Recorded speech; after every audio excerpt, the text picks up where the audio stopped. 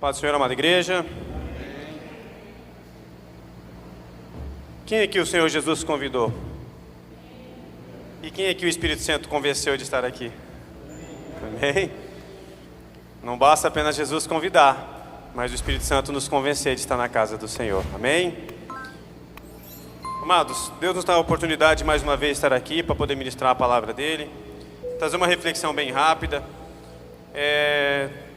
Geralmente nós temos trago aqui tudo aquilo que é fruto do que a gente tem estudado durante a semana, principalmente aquilo que nós temos vivido na escola bíblica, que nós temos aprendido, e mesmo nós como pastores, obreiros, dispenseiros da palavra de Deus, nós temos aprendido bastante também. Muitas coisas que a gente muitas vezes não nota na palavra de Deus ou passa desapercebido, isso tem edificado as nossas vidas. E queria trazer para vocês uma reflexão bem rápida. Convidar a igreja a abrir a sua Bíblia lá em Tito, capítulo 2, do versículo 11 ao versículo 15. Tito, capítulo 2, versículo 11 ao 15. Está lá no final de 2 Timóteo, aí começa Tito. Antes de começar, a última ministração que eu pude ter a oportunidade de estar aqui e poder trazer a palavra do Senhor, eu falava muito dessa questão que quando o bom não assume o seu lugar, quem prevalece é o mal. Quando o bom não exerce aquilo que lhe foi concedido, aquilo que lhe foi concebido, o mal vai prevalecer. Logo, se a luz não se faz presente, na ausência da luz, acontece o quê? As trevas. E eu citava o livro de Juízes. Se você tiver a oportunidade de ler essa semana, até o final dessa semana, Juízes capítulo 9, leia o capítulo inteiro de Juízes capítulo 9, que vai falar muito do que a gente tem vivido, na nossa realidade dos dias de hoje. Mas algo que nos chamou a atenção, e por que eu estou trazendo essa palavra? Porque sexta-feira nós estudamos Romanos capítulo 5, que ele fala da justificação. E a justificação, ela traz com a sua... Qual é a consequência da justificação? É a reconciliação com o nosso Deus. E essa reconciliação me trouxe um texto que está lá, Tito, capítulo 11, do versículo 15. E por que eu trouxe Tito? Porque ele fala dos benefícios da graça de Deus. Mas é qualquer tipo de graça? Não, a graça salvadora de Deus. Então, queria compartilhar com vocês essa leitura. Nós vamos ficar entre o capítulo 2 de Tito e o capítulo 1. Então eu vou ler para vocês, e diz assim a palavra de Deus: Porquanto a graça de Deus se manifestou salvadora a todos os homens, educando-nos para que, renegadas a impiedade e as paixões mundanas, vivamos no presente século, sensata, justa e piedosamente, aguardando a bendita esperança e a manifestação da glória do nosso grande Deus e Salvador, Cristo Jesus, a qual a si mesmo se deu por nós, a fim de nos remirmos de toda iniquidade e purificar para si um povo exclusivamente seu, zeloso e de boas obras. Versículo 15: Disse estas coisas, exorta e repreende também com toda autoridade, ninguém te despreze. Paulo escreveu essa carta para Tito, e o que é mais importante nesse versículo, que é o versículo 15, que ele fala assim, diz essas coisas, exorta e repreende, e também com toda autoridade, que ninguém te despreze. Por que ele fala isso, irmãos, para Tito? Essa passagem, Tito está pregando para a igreja de Creta. E o que Paulo está dizendo para Tito? Não adianta você querer ser autoridade, não adianta você querer exortar, não adianta você querer exortar ou repreender, se você não exercer a autoridade de Deus. E como é que a gente exerce a autoridade de Deus, irmãos?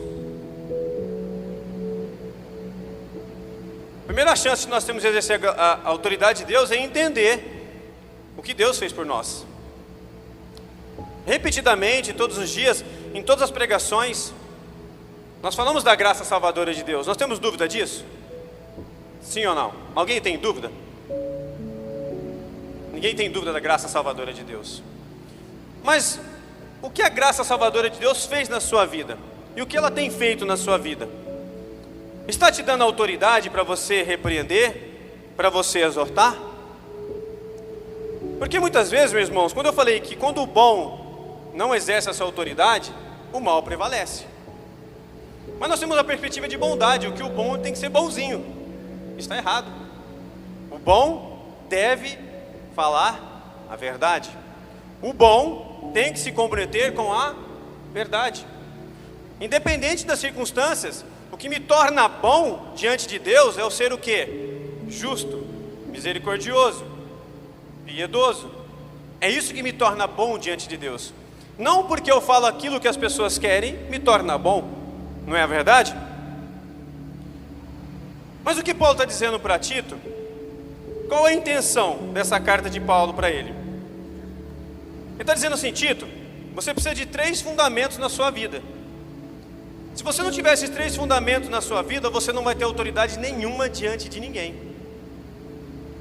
E uma coisa que me chama a atenção, irmãos, que a gente é tão organizado, nós confrontamos tantas coisas, e nós queremos ter condutas com tudo que há nesse mundo, mas menos com as coisas de Deus. Então o que Paulo está dizendo? Tito, se você não tiver organização na sua vida, se você não confrontar o mal, e se você não tiver conduta, nada disso vai adiantar. E por que eu estou dizendo esses 3 aspectos, irmãos? Porque ultimamente, irmão, nós estamos levando a obra de Deus desleixadamente. E quando o mal se abate nas nossas vidas, não temos autoridade, nós recuamos. Irmão, nós somos tão organizados com tantas coisas. Se eu falar dos homens, os nossos carros são organizados, as nossas ferramentas são organizadas. Se eu falar para as mulheres, as nossas casas são organizadas. Aquilo que você tem mais apreço é organizado. Eu estou falando de bens materiais. Mas a sua vida é organizada? Espiritual? O Espírito Santo está perguntando isso para nós. Porque um dos princípios da organização, o princípio de ser bom e exercer a autoridade de ser bom para poder vencer o mal, é ser organizado. E irmãos, nós tratamos as coisas de Deus tão desleixadamente. E vou repetir novamente. Nós não temos mais disciplina. Ou não temos, ou sequer tivemos algum dia na nossa vida.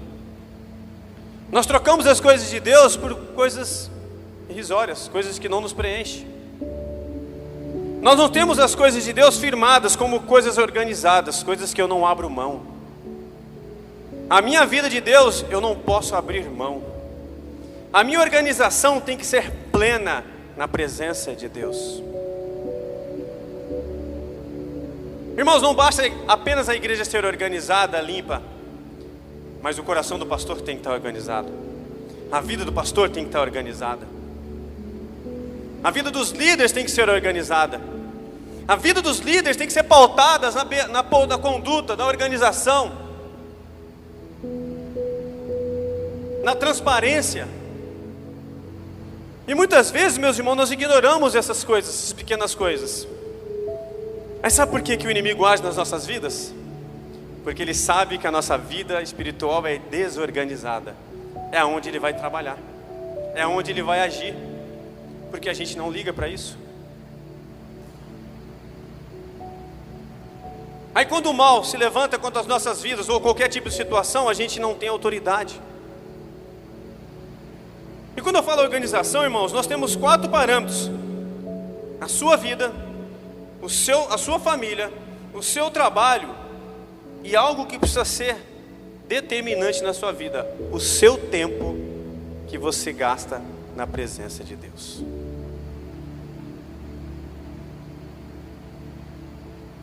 O Espírito Santo está perguntando para nós: isso está organizado na vida? A família de vocês estão organizadas nesse sentido? A família de vocês, olhando para a sua vida, sua família está organizada? A sua vida, por si só, está organizada? Irmãos, eu não estou dizendo que tem que ser perfeita. Eu estou dizendo que tem que ser organizada.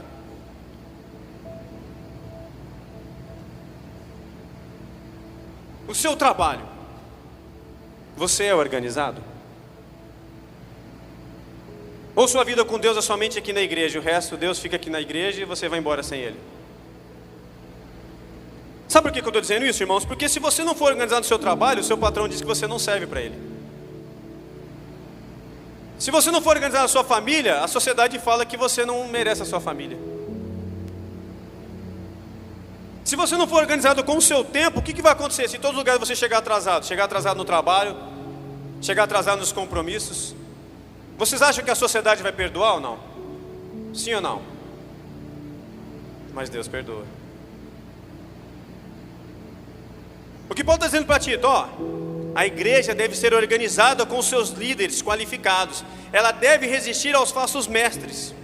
Mas como nós vamos resistir aos falsos mestres, se nem eu tenho organização para poder ler a palavra de Deus? Deu vontade, eu abro a palavra de Deus e cair, eu leio. Cadê a nossa organização? O que eu estou lendo?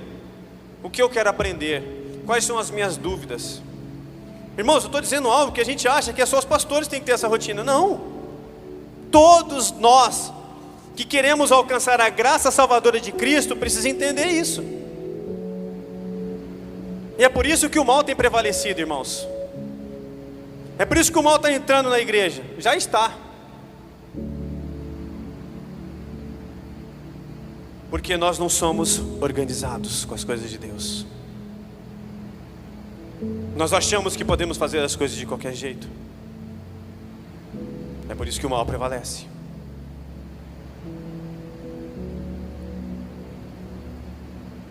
Lá em Tito, irmãos, capítulo 1.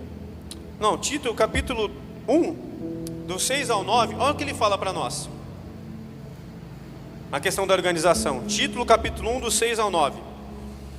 Alguém que seja irrepreensível, marido de uma só mulher, que tenha filhos crentes, que não são acusados de dissolução e não são insubordinados, porque é indispensável que o bispo seja irrepreensível como despenseiro de Deus, não arrogante, não irascível, não dado ao vinho, nem violento, nem cobicioso, nem torpe ganância, antes hospitaleiro, amigo do bem, sóbrio, justo, piedoso, que tenha domínio de si, apegado à palavra fiel, que é segundo a doutrina, de modo que tenha poder, tanto para exortar pelo reto ensino, como para convencer os que o contradizem.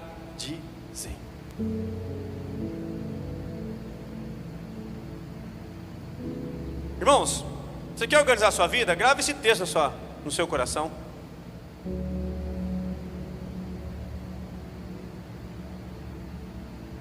Leia 10 vezes se for preciso. Olha onde você está pecando. Olha onde você precisa mudar. É na ignorância? É na ganância? É na arrogância?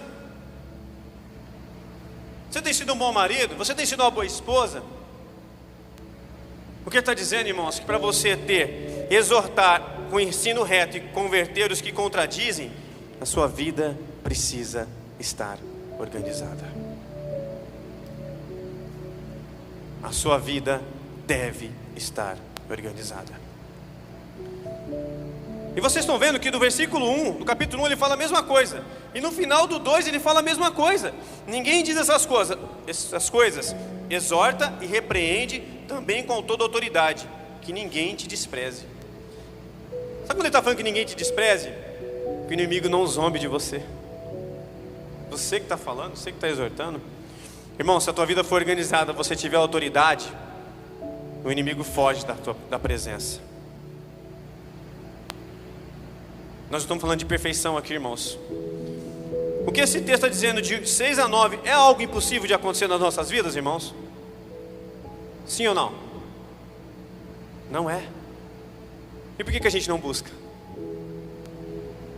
Por que a gente não busca essa organização? Aqui ele não está dizendo que só o pastor precisa ser isso, que só o obreiro precisa isso. Ele está dizendo que o crente tem que ser assim. Deve ser assim, para que o crente tenha autoridade, para quando você for confrontado não te contradizerem, para que nós não temos um discurso dúbio. Faço o que eu falo, mas não faço o que eu faço. O crente não pode ter discurso dúbio. O crente tem que estar apoiado na palavra de Deus. Está dizendo que você precisa ser bom conhecedor da palavra de Deus? Exímio? Não, mas precisa aprender a palavra de Deus. Bons dispenseiros, aquele que fala do Evangelho, aquele que prega o Evangelho. Ele está dizendo para Tito: pregue o Evangelho, seja uma pessoa organizada e pregue o Evangelho. Seja uma pessoa que respeite os preceitos da palavra de Deus e pregue o Evangelho. Ele está dizendo que é para todo mundo, não é para alguns. Sabe por quê, irmãos? Nós estamos achando que a graça salvadora é para todos. Todo mundo quer a graça, né? Mas nós achamos que só poucos podem pregar. Irmãos, todos nós devemos pregar a palavra de Deus. Todos nós temos essa responsabilidade sobre as nossas vidas. Mas pastor, por que você está dizendo isso? Irmãos, o inimigo nosso, ele vai nos confrontar, ele vai nos afrontar. Mas ele pode tocar em nós? Sim ou não? Não. O sangue de Jesus nos lavou as nossas vestes? Você acha que a nossa vida é diferente de Jó? Ele pode nos testar, pode colocar coisas diante dos nossos olhos, ele pode nos distrair. Irmãos, ele distrai a nossa vida em tal ponto que a gente não consegue olhar para a nossa vida e ver o quanto ela está desorganizada. É isso que o inimigo faz. Ele não quer que você se organize, porque a partir do momento que você se tornar uma pessoa organizada, você vence ele. Ele vai te distrair para você não se organizar. Ele é astuto, ele ilude. Se a gente continuar, irmãos, lá no Tito capítulo 1, do versículo 10 ao 16, é o que ele fala: porque existem muitos insubordinados, pauradores frívolos e enganadores, especialmente os da circuncisão. É preciso fazê-los calar, porque andam pervertendo casas inteiras, ensinando o que não deve, por torpe ganância. Foi mesmo dentre eles seu profeta que disse: crentezes, sempre mentirosos, feras terríveis, ventres preguiçosos. Tal testemunho é exato. Portanto, repreende-os severamente, para que sejam sábios na fé, e não se ocupem com fábulas judaicas, nem com mandamentos de homens desviados da verdade. Todas as coisas são puras para os puros, todavia, para os impuros e descrentes, nada é puro, porque tanto a mente como a consciência deles estão corrompidas. No tocante a Deus, professam conhecê-lo, entretanto, o negam por suas obras, e é por isso que são abomináveis, desobedientes, reprovados para toda a boa obra. Alguém quer ser assim, irmãos? Quando ele está falando desse profeta, irmãos, ele chama Epimenides. Epimenides viveu no século 6 a.C., ano 600 a.C. E sabe o que esse profeta estava falando para a igreja, para a cidade? A mesma coisa que nós falamos hoje: arrependem-se, arrependam-se, deixem de ser mentirosos, deixem de ser feras terríveis, deixem de ter ventres preguiçosos. Porque se vocês não abandonarem essas práticas, vocês não vão ter a conduta necessária para confrontar o inimigo. Vocês vão ser derrotados. Vocês querem entrar num jogo onde o inimigo conhece as regras perfeitamente, e a gente conhece parte das regras. É impossível vencer esse jogo.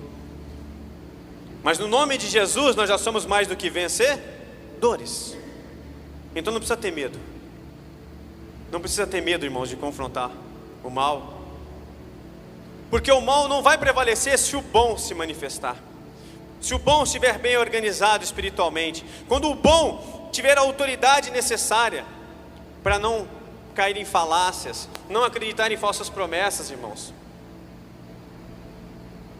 Eu falei para vocês lerem Juízes capítulo 9, porque as pequenas árvores pediram guarida para as boas árvores, para a oliveira, para a figueira e para a videira, e ambas estavam mais preocupadas com os seus frutos, com aquilo que elas podiam oferecer para Deus, mas não ofereciam, porque os frutos delas eram para quem?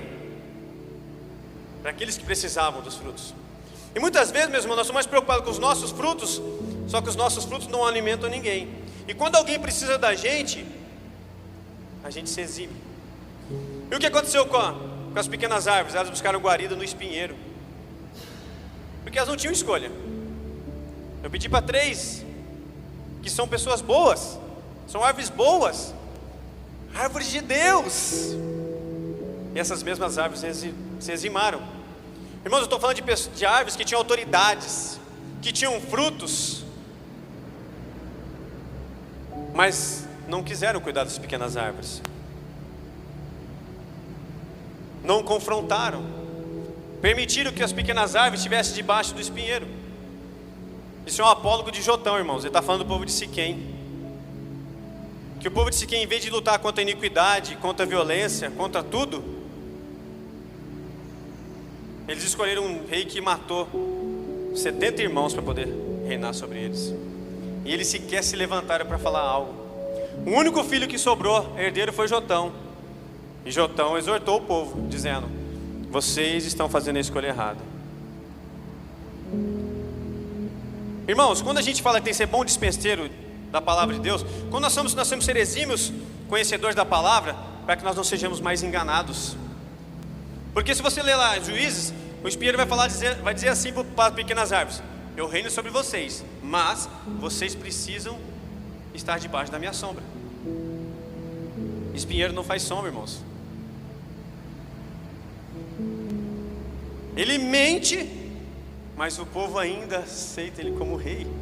Ele mata, mas o povo ainda aceita ele como rei. E por quê? Padecem por falta de conhecimento. E muitas vezes, meus irmãos, nós estamos padecendo por falta de conhecimento. Nós não estamos confrontando aquilo que pode matar as nossas vidas. Irmãos, nós temos que entender que o inimigo, ele não está brincando. Ele vem matar, roubar e destruir. Ele não está brincando. E a gente acha que vai acontecer com o vizinho, com o irmão, vai acontecer com uma outra igreja, vai acontecer em outro país. Irmãos, nós estamos enganados. Se ele não se levantou contra nós, é porque nós não estamos fazendo diferença alguma. Mas quando ele se levanta para a igreja, é porque a igreja está se levantando. Se a tua angústia, a tua incerteza, a tua tribulação aumentar, creia que é fruto do Espírito Santo, que ela vai produzir paciência, ela vai produzir perseverança na sua vida. Está lá em Romanos capítulo 5. A tribulação vem a paciência, vem a perseverança. Esses são os frutos daqueles que buscam o Senhor, daqueles que estão buscando a presença de Deus. Mas, meus irmãos, continuando no capítulo 2, nós lemos do 1 a 15, mas o antídoto está lá no versículo 12, para as falsas promessas. Lá no versículo 12 de capítulo 2 diz assim: educando-nos para que, renegadas impiedades e as paixões mundanas, vivamos o presente século, sensata, justa e piedosamente. Sabe o que ele está dizendo, irmãos? Se você pegar título, capítulo 1, versículo 12, foi o mesmo dentre eles um profeta que disse: crentezes sempre mentirosos, feras terríveis e ventres preguiçosos. Sabe qual que é o antídoto disso aqui? É o capítulo 12, é o versículo 12 do capítulo 2 de Tito. Sabe o que ele está dizendo, irmãos? Que ao invés de ser mentirosos, feras terríveis, nós devemos ser piedosos. Que ao invés de sermos feras terríveis, nós precisamos ser justos. E ao contrário de termos ventres preguiçosos, nós precisamos ser sensatos. Sensata, justa e piedosa. Esse é o antídoto de feras, de mentirosos, feras terríveis e ventres preguiçosos. Qual que é o antídoto do capítulo 1 título 1, versículo 12? É título 2, versículo 12. Esse é o remédio. Irmão, não adianta a gente conhecer a doença se a gente não buscar o remédio. Não adianta a gente buscar a doença se a gente não buscar a cura. Às vezes nós nos vemos no versículo 12 do capítulo 1. Mas a palavra de Deus, ela é magnífica, ela é maravilhosa, ela está mostrando o antídoto de tudo isso. Sejam justos, sejam sensatos, sejam piedosos. Porque se você for sensato, justo e piedoso, você pode confrontar o mal. Sabe por quê? Porque Deus conhece teu coração. Ele vai vencer as suas batalhas, as suas lutas, os seus confrontos. Vocês creem nisso? Amém. Irmão, nós temos que crer para vencer as nossas batalhas. E por final, irmãos, conduta.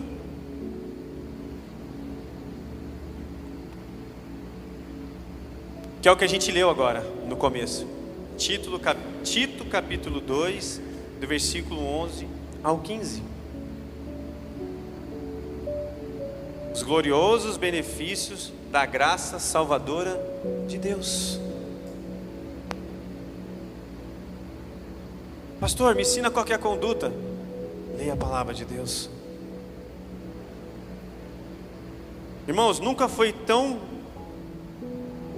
necessário na vida do crente ter conduta, ter princípios, ter valores. Porque os nossos princípios, nossos valores estão querendo ser usurpados. Irmão, ser uma pessoa correta hoje está virando uma raridade.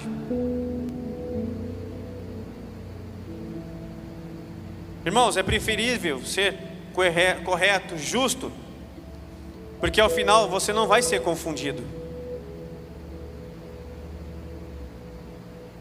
Porque o Senhor nosso Deus, Ele conhece aquele que é piedoso, justo e sensato, aquele que busca a verdadeira conduta de um bom cristão.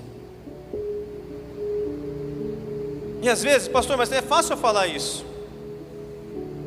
Irmãos, algo que a gente muitas vezes não aprende. A gente fala da graça salvadora de Deus, e a gente fala assim, ó, Jesus te ama e eu também. E pronto, acabou. E a gente quer convencer a pessoa. Sem que a gente perceba, a gente joga toda a responsabilidade que é nossa para o nome de Jesus.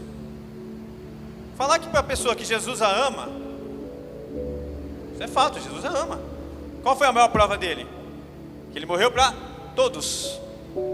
Porquanto a graça de Deus se manifestou salvadora para quase todos os homens, está dizendo que é para todos os homens, lá no versículo 11. Para todos. Jesus te ama, isso eu já sei. Mas e você me ama? Será que nós amamos mesmo? Ou nós estamos tão desorganizados, sem autoridade, que a gente não é capaz de trazer autoridade para as nossas vidas e dizer assim, ó, irmãos, Jesus te ama, mas eu quero te dizer algo. Se Jesus transformou esse miserável que sou, mudou a minha vida, mudou a minha história, eu era miserável, quem dirá o que Ele não faz na sua vida? Quem dirá o que Ele vai fazer na sua vida? Ó, se Ele mudou eu, que sou ruim, que sou mal, quem dirá Ele vai fazer na vida de vocês? Irmãos, você é ter autoridade. É você ter a convicção que Jesus não apenas morreu por você, irmãos. Ele te livrou da ira condenatória de Deus. Você não é mais condenado, porque a graça salvadora de Deus te remiu. A graça salvadora de Deus, irmãos, ela te livra da maldição da lei moral. Se a gente viver a lei, o que a lei vai fazer com a gente? Por que nós temos conhecimento do pecado? Por conta da lei. Mas se existe a lei faz o que com a gente? Nós viemos só pela lei. Ela vai nos matar. Nós somos pecadores. Mas ao final da lei está quem? Cristo Jesus, a graça.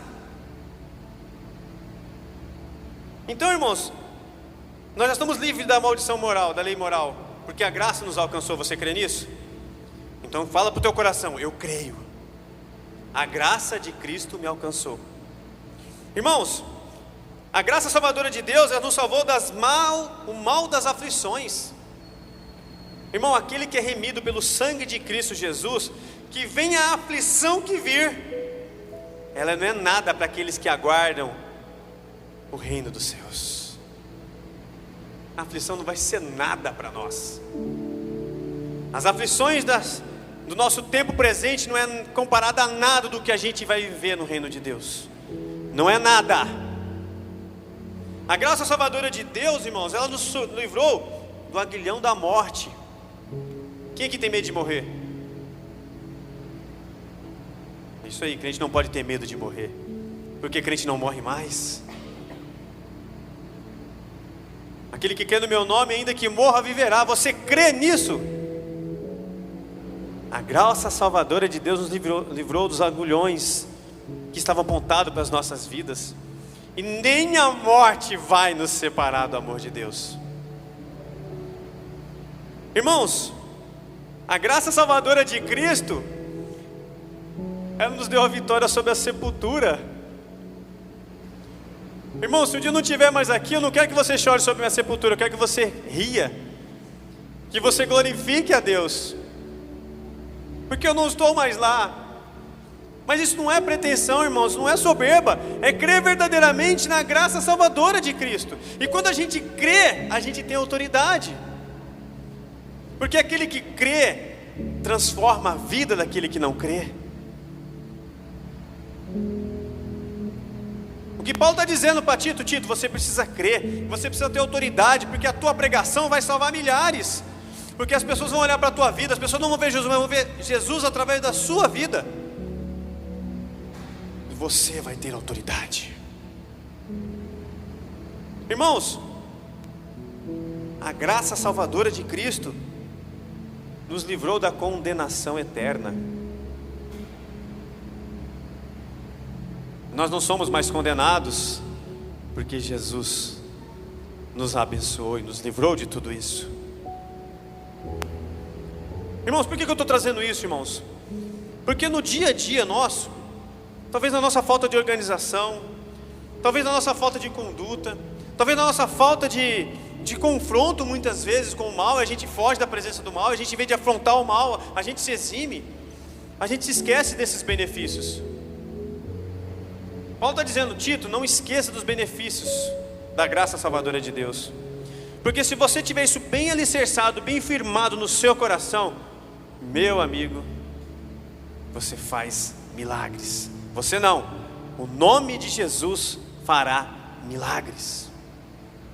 Irmãos, eu estou falando Tito, mas pode ser Juninho, pode ser Josué, pode ser Toninho, pode ser irmão Zé Leonardo. Nós somos Titos. Se Paulo pudesse escrever uma carta para cada um de nós hoje e dizer: preguem, apregando a palavra fiel, que é segundo a doutrina, de modo que tenha poder tanto para exortar pelo reto ensino, como para convencer os que os contradizem. É o final do versículo 9 do capítulo 1. Lá no 15 ele diz assim: diz essas coisas, exorta e repreende também com toda autoridade, que ninguém te despreze. Irmão, ninguém te despreze. Se você tiver toda autoridade, o inimigo não vai tocar em você, ele não vai mexer com você. Ele vai ver: não tem jeito com esse. Esse tem a marca, esse é propriedade privada. Eu já preguei sobre isso, irmãos. Em propriedade privada, alguém faz o que quer? Alguém entra na sua casa e faz o que quer? Eu tenho certeza que o jardim da casa de vocês é muito mais bem cuidado do que qualquer jardim de canteiro aí. E por quê? Propriedade privada tem um dono, e um dono cuida. Agora, onde todo mundo manda, ninguém cuida. E quando Deus nos escolheu e falou assim: já paguei um alto preço pela vida de vocês, que é o sangue de Jesus, eu cuido de vocês. Se levanta, levanta-te e anda. Irmãos, quando o homem leproso, o homem coxo se levantou no templo, ele entrou saltando no templo, e a primeira coisa que ele fez, irmãos, foi ouvir a pregação. Ele entrou alegre e feliz, mas ele colou naqueles que estavam pregando a palavra. Por quê? Ele estava atento. Eu quero mais, eu preciso de mais. Irmãos, muitas vezes nós estamos prostrados e precisa alguém estender a nossa mão, ou precisa da palavra e falar assim: ó, levanta-te, anda e vai embora. Não abaixa a cabeça não. Irmãos, vocês pararam para pensar que dentre milhões e milhões, Deus nos escolheu para poder fazer a obra dele? Milhões e milhões. Nós somos privilegiados, irmãos, porque nós estamos ouvindo a palavra de Deus. Todos os dias nós somos alimentados. Todos os dias a igreja está alimentando. É de segunda, é de terça, é de quarta, é de quinta, é de sexta, é de sábado, é de domingo. Se você não está se alimentando em casa, então vem para esse restaurante, se alimente aqui.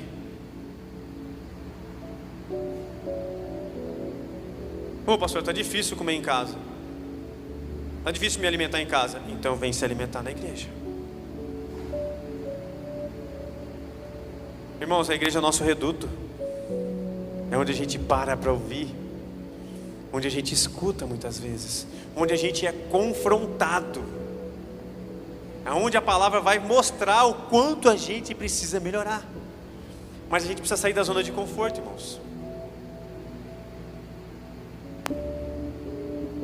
Irmãos, eu queria compartilhar um texto com vocês que está em 1 Timóteo capítulo 4, versículo 12. Eu vou chegando ao meu final. 1 Timóteo capítulo 4, versículo 12. Nós falamos de organização, nós falamos de confronto, e nós falamos de conduta.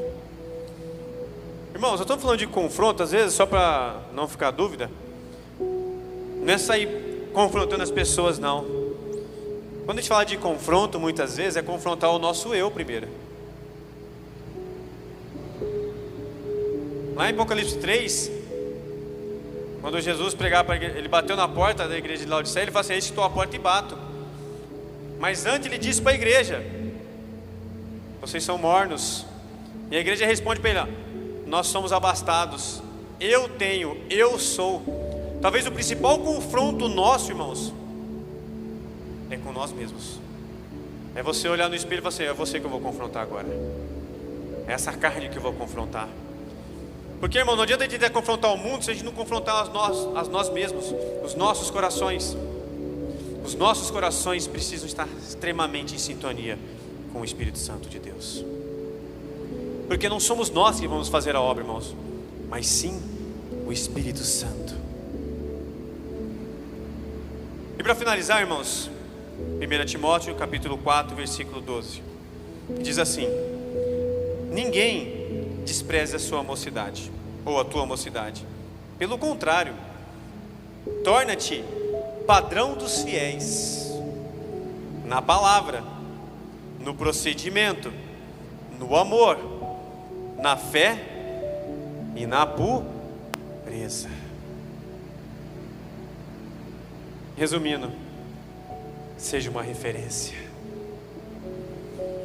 seja uma pessoa que as pessoas vão olhar, elas vão se apaixonar por vocês, mas elas vão se apaixonar pelo Jesus que vocês vivem. Irmãos, as pessoas não precisam se apaixonar por nós, elas precisam se apaixonar por Jesus. E Jesus vai se manifestar através das nossas vidas. Quando ele fala: não despreze a sua mocidade, está dizendo: não passou muito tempo, você ainda tem tempo de fazer a obra de Deus. Não importa a idade que você tem, porque para Deus um dia é 1000 anos. E diante de Deus não passou nenhum dia a tua vida ainda. Todos nós não vamos desprezar a nossa mocidade. Não vamos desprezar aquilo que Deus nos deu, que foram os dons de poder falar, de poder se expressar, raciocinar, ler, entender, aprender. Não vamos perder a oportunidade, irmãos. Porque muitos irmãos nossos, irmãos, ou pessoas estão indo para o inferno, porque o mal está prevalecendo. Hoje nós temos um país dividido, irmãos, sabe por quê? Porque o mal está prevalecendo.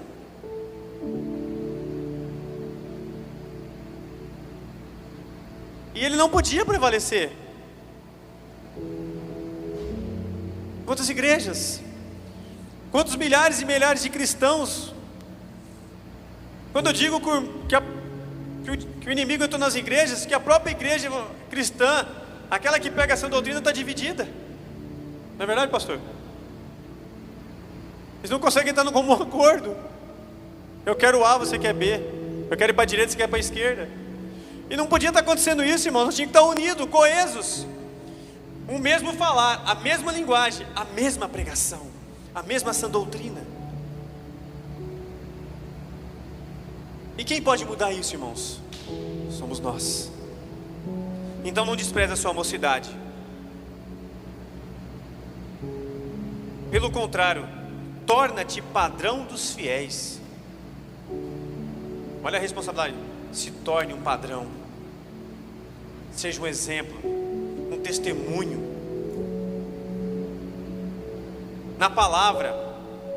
Quando ele fala na palavra e no procedimento, porque não adianta você ter palavra se não tiver procedimento, irmãos. Não adianta a gente ler se a gente não põe em prática. Então a palavra vem primeiro. Palavra, procedimento, no amor. Se eu tenho palavra, eu tenho procedimento, automaticamente eu vou ter o quê? Amor. Fé. Porque com amor ela gera fé. Irmãos, pessoas podem ser salvas ainda, por mais ruins que elas sejam, por mais desprezíveis que elas sejam, nós temos que orar. Porque a palavra, o procedimento e o amor vai gerar em nós uma fé inabalável. Que todos podem ser transformados, todos podem alcançar a graça salvadora de Deus que está sobre as nossas vidas. E por final, irmãos, na pureza. Fixa na pureza, irmãos. O puro não se mistura com o impuro. O santo não se mistura com o profano. O mal não se mistura com o bem. Sede puros na pureza do coração. Amém? Vamos nos colocar de pé. Eu queria orar e agradecer pelas nossas vidas. Amém? Pai, em nome de Jesus, nós agradecemos ao Senhor, meu Pai, porque nós não sabemos, Senhor, se daqui a alguns dias, alguns momentos, alguns anos, nós teremos essa oportunidade de ter a Tua palavra tão acessível para nós, Senhor. Porque vai chegar um momento, Senhor, que nós vamos ter sede da Tua palavra, nós vamos querer buscar a Tua palavra, e nós não a encontraremos mais. Ó Santo e poderoso Deus, não permita que esse momento chegue, Senhor.